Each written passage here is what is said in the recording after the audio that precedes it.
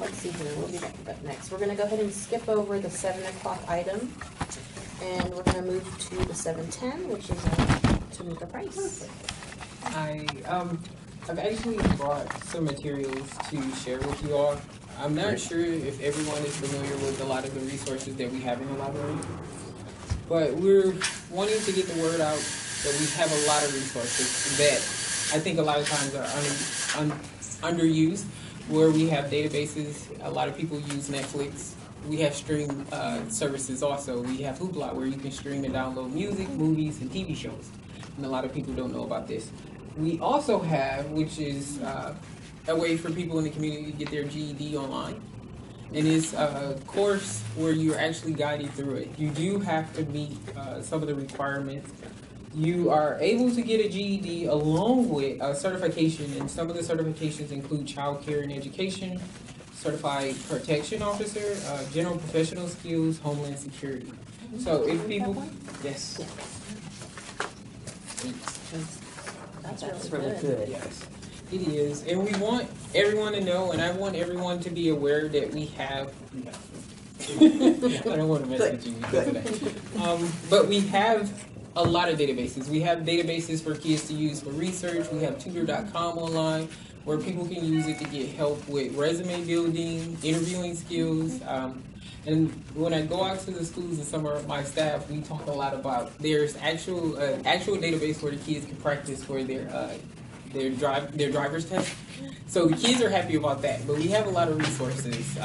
So we just want you all to be aware of it. And if you have any questions, I am managing all 3 branches, so sometimes it makes it easy for me to communicate, understanding that something is going on in the Roosevelt community, as well as over by Joyce Ellington. So I'm here if you all have questions.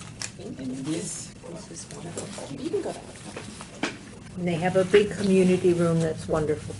Yeah. And what can go on in the community room? It's a lot. Is that for meetings or? Well, a lot of the neighborhood associations, in particular Joyce Ellington neighborhood, they use it a lot. So some of the, Watson Park, we have the 13th Street NAC Association. They're actually using it every one Thursday out of the month. It's the 3rd Thursday, if I'm not mistaken. Tomorrow. Yes. But a lot of people, you just need to be a non-profit. Okay.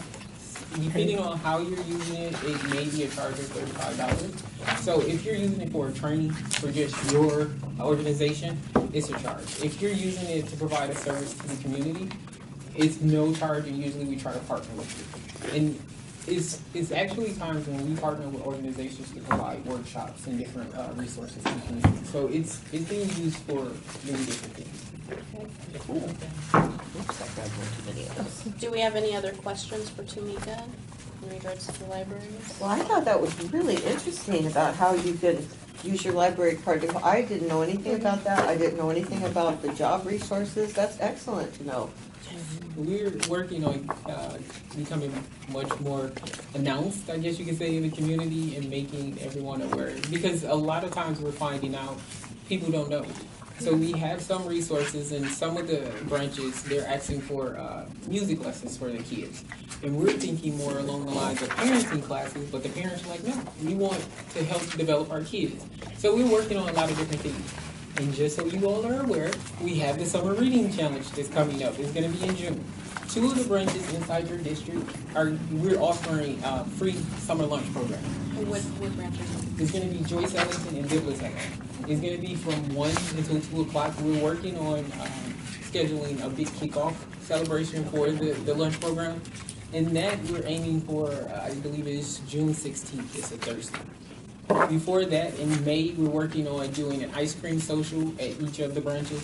So it'll be on a Saturday in May. Please look out for the announcements. We want everyone, or as many people as possible, to come. It'll be free ice cream and games. Well, Tamika, if I could make a suggestion, I know that Councilmember Perales has a newsletter that goes out, and I'm sure that they'd be more than happy to publicize it. Yes. And Supervisor Chavez does as well. I could give you her communications policy aid email for inclusion to the newsletter. I would love that. Anybody else have any suggestions for Well, outreach do you ideas? also put it on next door, the events? I haven't wanted to drown out everyone. So like a couple months ago, I actually did a survey. We only had about 20 people the last I checked that responded to it, where we were looking for more suggestions for programs. So I haven't, but I can. Okay. Well, yeah, it's my only caution on that is that sometimes, you know, less is better. You know, because there's some that you kind of feel like it's almost spam. You know, they do it, but I think that'd be helpful. Yeah. For your events, at least. Yeah, that's what I. Yeah. Yeah. And we have where you can sign up on our website where you can receive emails of when either you can receive for specific events or just all the announcement for the programs that we have coming on that. Yeah. Thank you. I have just a question on this total books thing. So this is something, if we have a card, then we can, Yes. is this access, and you can download them, and you can like a Kindle or something like that? Yes, you do need a card, and we have different databases where you can download ebooks or audiobooks. So you have the option if you want to listen to them or if you want to read along.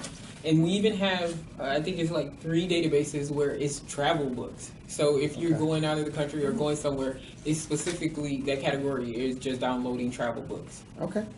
All right, very And I love Linked Plus. A lot of people, if you don't know, if it's a book or item don't that know we what that don't, is. if it's something we don't have, like a book, Yeah. you're able to go into where it's local area libraries, but not inside San Jose, where they may have it. You put it on hold and request, and they send it to us for you to check it out with your library card. I've gotten books from a library in Reno, Nevada, and Marin, and colleges, and everything all over, so That is it's great. wonderful. That is great. For the summer reading program, what was the age bracket for these students? Actually, we're on to 18, and then we have one for adults. So parents are able to read to their small children, and they can still win prizes and different things from that.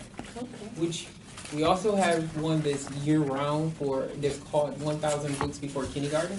So we ask parents to sign up, and it's basically the parents reading to kids, getting them more involved in reading. And then as they're getting older, they're starting to read, and each book counts. So even if they go to story time and they're read to, that Perfect, counts because as a lot of that's just vocabulary. Yes. You know, it doesn't matter if they see the printed word. It just is increasing that. That's excellent. Quickie question. Oh, Sorry. No. So I always pick up your monthly or bi-monthly book Mhm. pamphlet thing.